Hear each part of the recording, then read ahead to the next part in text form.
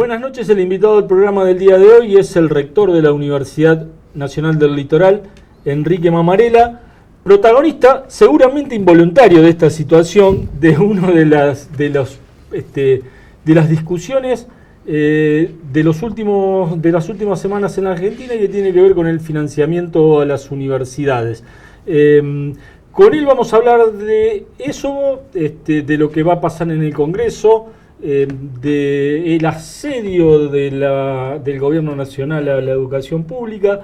Si todo esto termina a cabo, es una discusión que va a seguir, más allá de que sea ratificado o no el veto, o va a seguir en la discusión del presupuesto 2025, si creen que esto es el primer paso del gobierno para seguir ajustando a las universidades, entre otros temas. Son los que vamos a hablar después de este breve corte con el rector de la Universidad Nacional del Litoral.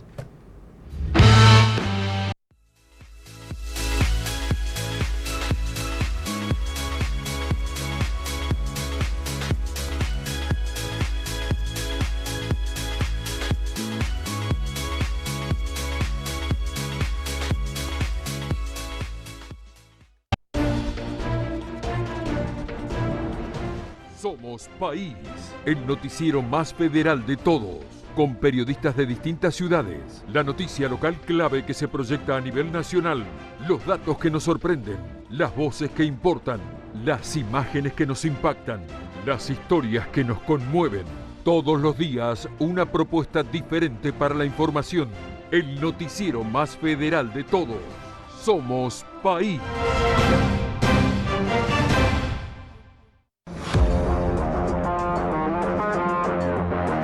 Bienvenidos a Agenda Carburando por la pantalla de Somos.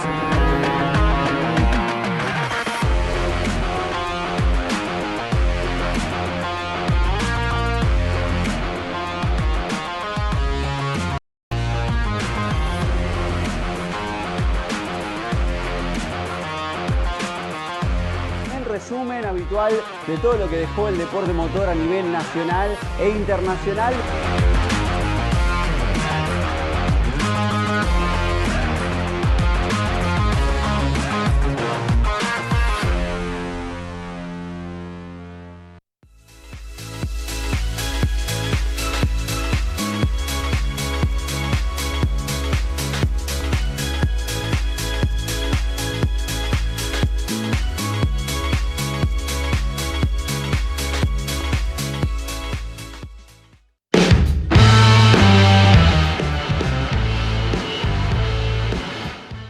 Con el rector de la Universidad Nacional del Litoral, Enrique Mamarela, muchísimas gracias por venir en días agitados por este absurdo asedio del gobierno nacional a la universidad pública. La verdad que es bastante difícil de explicar una decisión política que consiste en hacer todo lo posible o lo más difícil posible que los chicos estudien, que la gente estudie. Es una cosa inexplicable.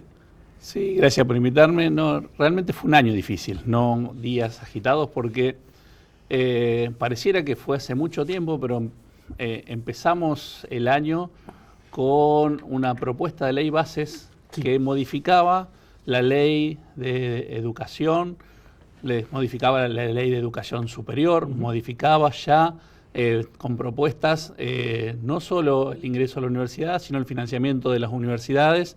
Así que ya mostraba desde el principio de año una decisión de que lo que terminó pasando a lo largo del año.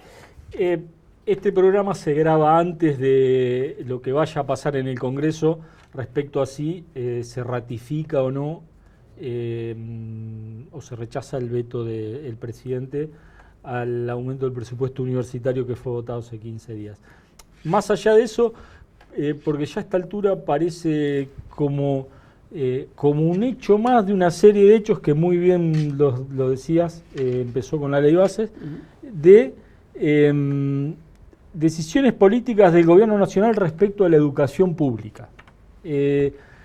Primero, ¿coincidís en que esto, digamos, más allá de la ratificación o no, esto es un paso más, que esto va a seguir con el presupuesto 2025? Sí, a ver, esto empezó con una decisión política, sí, que fue no debatir, no discutir en el Congreso el presupuesto 2024. A la que siguió una decisión política posterior, que fue no presentar una ley de presupuesto. Eso significa una forma de actuar, no mostrar los números, no dar cuentas, no rendir cuentas. Es pensar que el exceso por sobre lo que fue el presupuesto del año anterior lo voy a administrar discrecionalmente, ampliando a través de jefatura del gabinete y decidiendo a quién le voy a dar plata y a quién no. Además de eso, en lo que fue el presupuesto reconducido, por primera vez en la historia, aún habiendo presupuesto reconducido, no le fueron reconocidos los créditos a las universidades, sino que la sumatoria de créditos para la educación superior fue a la Secretaría de Educación. A partir de allí, desde que asumió el gobierno en enero en adelante, que empezó a ejecutarse el presupuesto 2023 reconducido para el 2024, empezamos, en vez de tener los créditos para proyectar el año, a recibir a mes vencido una asignación de créditos y una asignación de fondos.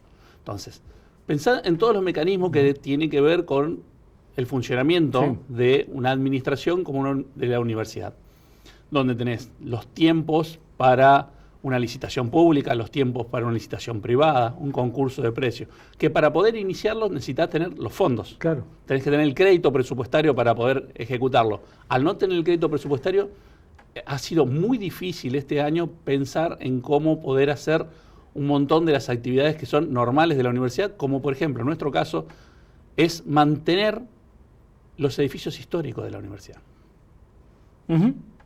Sí, hay un montón de actividades que realiza la universidad. Estaba pensando en la última, que fue hace 15 días, que es la planta de alimentos. O sea, esa porque fue la última, pero hay un montón de otras actividades que realiza la universidad que, ante la incertidumbre de no saber con qué contamos, se han visto impedidos de hacerla. Sí, sí. Hay una cuestión que se ha aclarado muchas veces, pero que me parece que hay que aclarar todas las veces que sea necesaria, que es la siguiente. El gobierno ha insistido mucho en que ha mandado los fondos para el funcionamiento de la universidad. Eso ha pasado acá, y la pregunta es, ¿cuánto del presupuesto total de la universidad son los fondos de funcionamiento? Porque en realidad, al menos en las que yo he escuchado, son mínimos los porcentajes. Bueno, eso también para que te des una idea. En general, cuando se elabora el presupuesto se elabora sobre la base del presupuesto del año anterior. Ningún gobierno ha hecho mucho trabajo en tratar de modificar esa situación. Entonces, ¿cómo se construye? Se toma un valor de ocupación de la masa salarial o de la planta docente y no docente de las universidades, se multiplica por el último valor del año que va a tener o en el mes que se va a desarrollar el presupuesto. Eso se multiplica por 13 y eso te da la masa salarial que debería tener una universidad para funcionar, y se le aplica un 10% extra que va a ser los gastos de funcionamiento. Si bien la ley de educación superior estima que una universidad debería tener una relación 85-15, no se ha dado y siempre se está en el 90-10 en el nominal de partida. Si vos pensás que el nominal del 2023 tuvo paritaria de más del 100% todos los meses, cuando empezamos el 2024, aunque hubiese empezado con el 10%, estábamos en el 3%, 4% a la hora de empezar a funcionar. Con servicios que se multiplicaron por 4, por 5, con el valor de la moneda extranjera que se multiplicó por 4, porque nuestros insumos en muchos casos están dolarizados. Entonces, realmente empezamos un año muy difícil.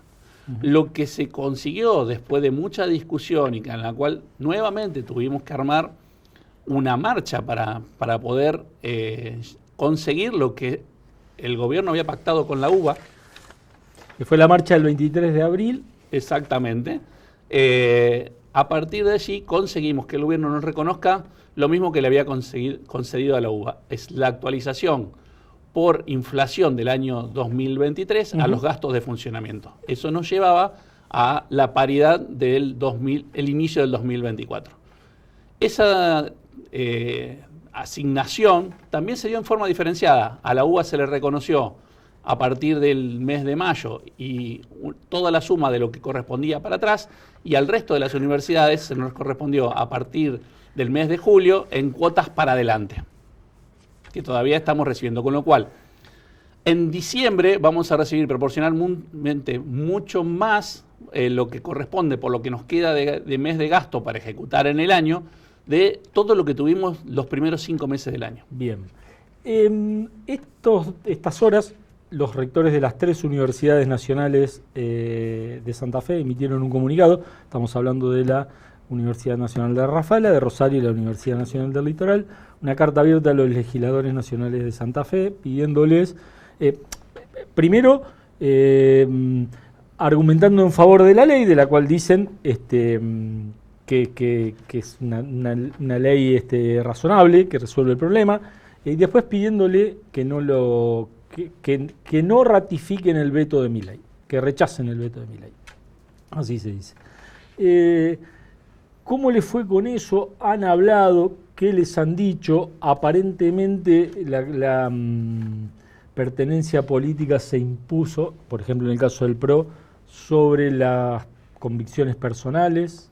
Bueno, hemos hablado con una gran mayoría, le hemos explicitado que, a diferencia de lo que dice el gobierno, que esta ley modifica lo que es el equilibrio fiscal.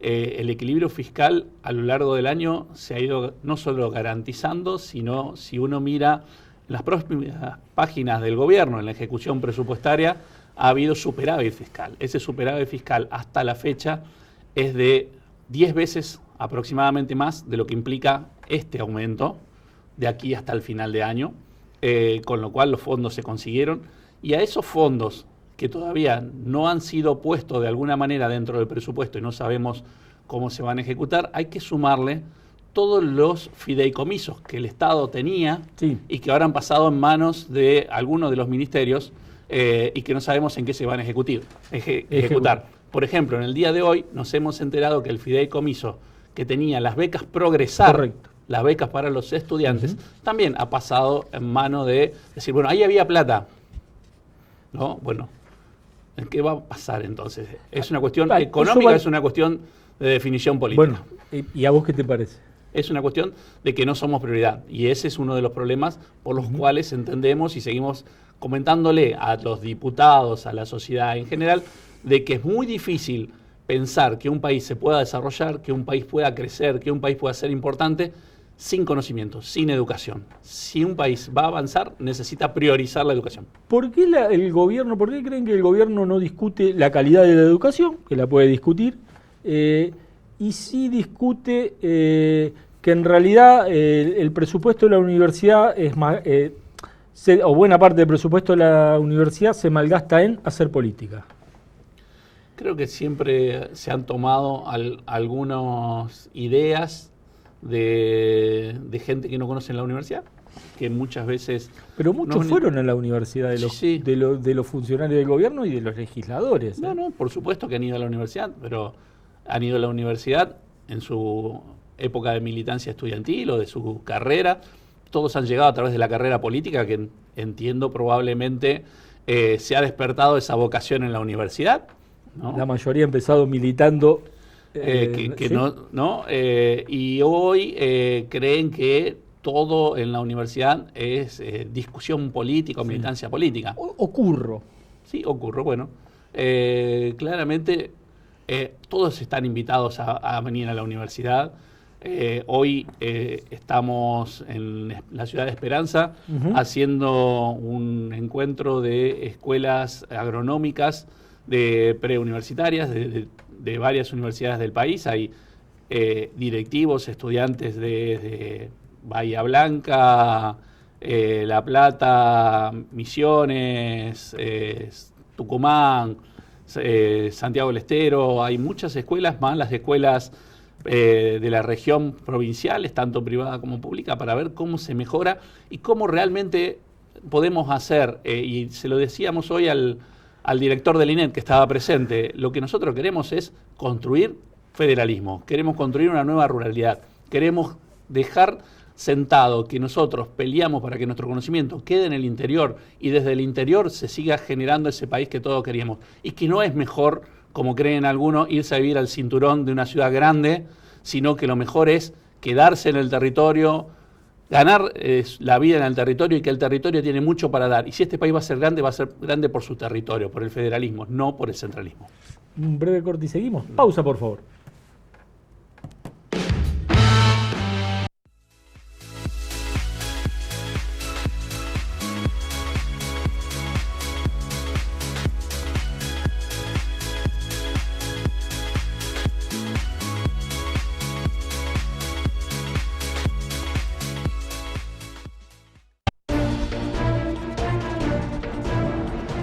Somos País, el noticiero más federal de todos, con periodistas de distintas ciudades, la noticia local clave que se proyecta a nivel nacional, los datos que nos sorprenden, las voces que importan, las imágenes que nos impactan, las historias que nos conmueven. Todos los días una propuesta diferente para la información, el noticiero más federal de todos. Somos País.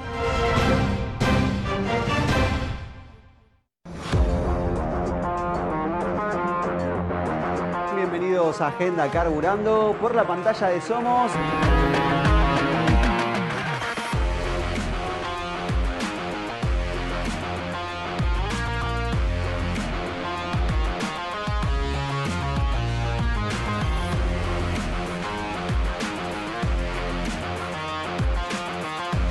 En resumen habitual de todo lo que dejó el deporte motor a nivel nacional e internacional.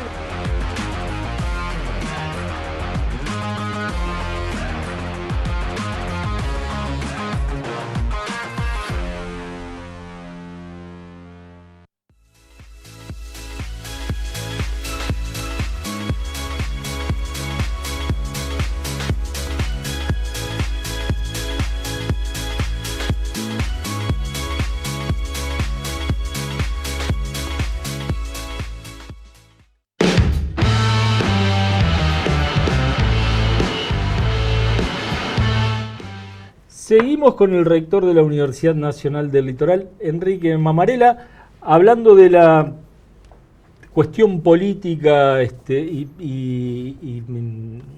viendo de qué manera las universidades están argumentando para explicarle a toda la sociedad que buena parte de los argumentos que utiliza el gobierno para justificar medidas de recorte de gastos no son ciertas. ¿Cómo está hoy la Universidad Nacional del Litoral en este contexto? ¿Sus finanzas, su funcionamiento? A ver, hoy está en el marco de restricciones presupuestarias que nos impusimos desde el principio de año y que tienen que ver no solo con todos los días mejorar algunas cuestiones, sino suspender algunas obras, suspender algunas cuestiones de mantenimiento, de compras de equipamiento, y algunas no es que las suspendimos porque quisimos, sino, por ejemplo, porque desde diciembre a julio no se podían hacer pagos al exterior y desde julio en adelante necesitamos, para poder hacerlo necesitamos un crédito para que nos den 30 y 60 días los pagos, lo cual es muy difícil que una universidad se presente en un proveedor extranjero pidiendo que le aguanten 30 o 60 días para comprar reactivos para poder hacer los trabajos prácticos o la investigación. La vieron venir en enero. No hay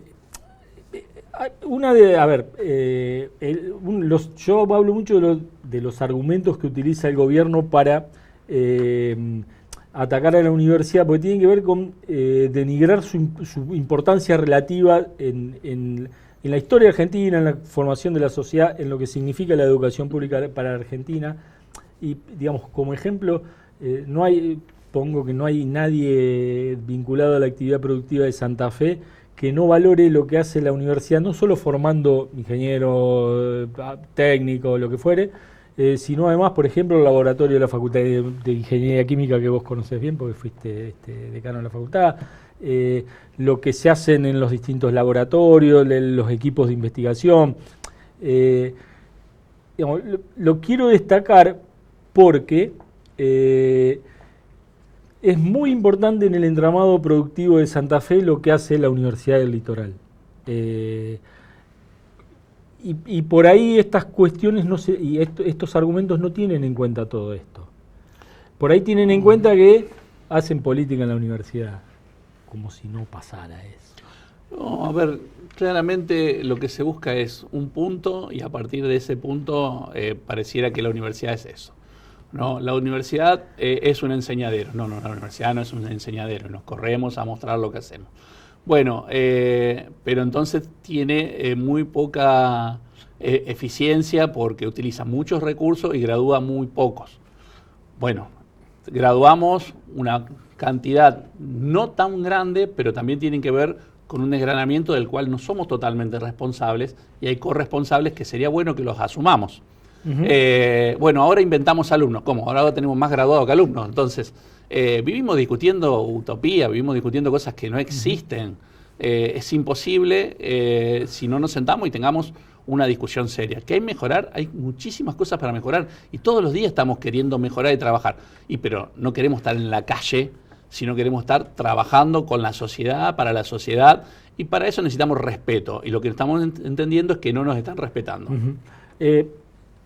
Otra de las cosas que ya las han explicado muchas veces, pero me parece importante que la vuelvan a explicar, es que las universidades son auditadas. La SIGEN audita los gastos de las universidades. No es, a ver, uno de los argumentos, Macri, uno de los argumentos fue, la UBA no presenta una factura del 2015. Eso es imposible, ni la UBA ni nadie. No, a ver, ahí tenemos, vamos a aclarar la cuestión presupuestaria. Por favor. La cuestión presupuestaria es, las universidades tenemos un presupuesto que asigna el Congreso, que lo tiene que ejecutar el gobierno, pero lo ejecuta en lo que es salario dividido 13, ese presupuesto, y se ejecuta mes a mes conforme a que las universidades manden antes una planilla, declaración, con el quit de cada uno, con todos los adicionales, quién sos, tu número de quit, cuánta antigüedad tenés, si tenés título de doctorado, no tenés título. Si eso no llega al ministerio antes, el ministerio no paga. O sea que los sueldos los liquida el Ministerio de Educación de Nación. Nosotros liquidamos, pero le mandamos la liquidación al ministerio para que nos manden la plata correspondiente para poder pagarlo. Bien. La otra es los gastos de funcionamientos. Los gastos de funcionamientos se dividen en 12 y mensualmente nos lo tienen que mandar. Los gastos de funcionamiento nosotros lo integramos a los que son las rendiciones de las cuentas de inversión, como hace el mismo Estado Nacional en junio y en diciembre, y se elevan todas las rendiciones de gasto. Además de eso, nosotros tenemos una unidad de auditoría interna. En nuestro caso, nuestro auditor, para poder ser designado, tuvo que tener un placer de la SIGEN. O sea, no es un auditor de la SIGEN en la universidad, es un auditor de la universidad que cumple las condiciones que la SIGEN impone para ser auditor. Y que todos los informes de auditoría de los planes anuales, que hay planes obligatorios de la SIGEN, había obligatorios porque ahora no hay, y planes que son propios, un porcentaje de las propias, que son propios de las universidades, donde las universidades decidimos qué cosas más hay que auditar, todos esos informes hasta agosto del año pasado se enviaban a la SIGEN por un sistema. A partir de agosto del año pasado nos sacaron del sistema y nos dijeron, bueno, ahora si los quieren enviar, nosotros los seguimos enviando, los mandamos por correo electrónico, ¿no? Trabajamos con la SIGEN. Además, la SIGEN, en el caso de la Universidad Nacional del Litoral, es un organismo que la tenemos presente en el Parque Tecnológico Litoral Centro, en LT10, Sociedad Anónima, en la sociedad que tiene la aceleradora del litoral y en la Sociedad Productiva de Luz del Litoral. O sea, hay 4 entidades además donde la SIGEN forma parte, porque son los síndicos propios. Ahí hay, en el Parque Tecnológico hay sindicatura de la provincia, sindicatura de la municipalidad, sindicatura de la SIGEN y sindicatura propia. O sea, para dar una idea de cómo todos tienen que conciliar los informes y mandarlos. Los informes están. Pero también hay otro presupuesto, que este es el presupuesto que muchas veces se discute, que es un 30% aproximadamente de la bolsa total del presupuesto, que lo maneja políticamente el gobierno. Eso se distribuye o a través de programas o de forma discrecional. Cuando dicen cómo se da discrecionalmente, es ese 30% del gobierno. Si hoy, ¿Ahí incluyen las obras? las obras están por fuera, a Bien. menos que sean obras directas del gobierno. Las obras públicas que se hicieron por CAF, la contraparte está en obras públicas. Por ejemplo, el aulario ahí Ese está por fuera pero sí nosotros habíamos firmado dentro de las obras que podría tener el Ministerio de Educación, las residencias para los estudiantes de la Escuela Granja, donde ahí tenemos los varones que tienen capacidad, van y se quedan toda la semana, y las chicas tienen que viajar 2 horas desde su casa para llegar al inicio de la jornada y 2 horas a la vuelta, lo cual es totalmente discriminatorio a esta altura de la vida, ¿no? Pero ese 30% que se distribuye, si querés ver cómo se distribuye, hay una página del gobierno que es la de presupuesto abierto. Buscá las transferencias y separá las transferencias que se dieron a cada una de las universidades por salario y por gasto de funcionamiento que corresponden, y vas a ver que no todos recibimos igual. Esas diferencias se rinden por sistema, por un sistema propio que es de la propia Secretaría de Educación. En ese sistema hay fondos que van, por ejemplo, los fondos de ciencia y tecnología, que este año no ejecutaron ninguno, pero que si te dieron los fondos de ciencia y tecnología en noviembre y yo no puedo pagar afuera para comprar las cosas que estoy comprando, tampoco los puedo rendir porque no puedo comprar. No te ayuda, no te resuelven la situación, y hay fondos que no sabemos cómo se distribuyen. Si haces la nómina de distribución de cómo fueron girados fondos este año, vas a encontrar universidades como la nuestra que recibieron lo mismo que el promedio, alrededor del 190% de incremento de lo que fue el inicial del presupuesto 2023, y hay otras que están arriba del 220, 230. Esa diferencia es discrecional. La última, y te pido una respuesta breve. Todo esto ha desatado ataques, la verdad que en muchos casos inimaginables respecto de la educación pública en general, de las universidades en particular. Antes de grabar te estaba contando que he leído en tu cuenta de Twitter muchos retweets y muchos posteos vinculados con los discursos de odio y con las actitudes antidemocráticas. Todo esto, ¿cuánto te preocupa? Muchísimo, muchísimo. Me preocupa muchísimo que la universidad lo que tiene que hacer es fomentar y trabajar por la vía democrática. O sea, tenemos que escuchar la voz de todos. Eso es lo que enriquece la diversidad. Y bueno, claramente no se construye con discursos de odio. Nosotros estamos dispuestos siempre a sentarnos en una mesa, a poder contribuir, porque hay algo que en la universidad tratamos de enseñar y tratamos de hacer entender a quienes ingresan a la universidad desde el primer día. En la universidad nadie tiene la verdad. Muchísimas gracias por haber venido. Gracias a vos. Hasta la semana que viene.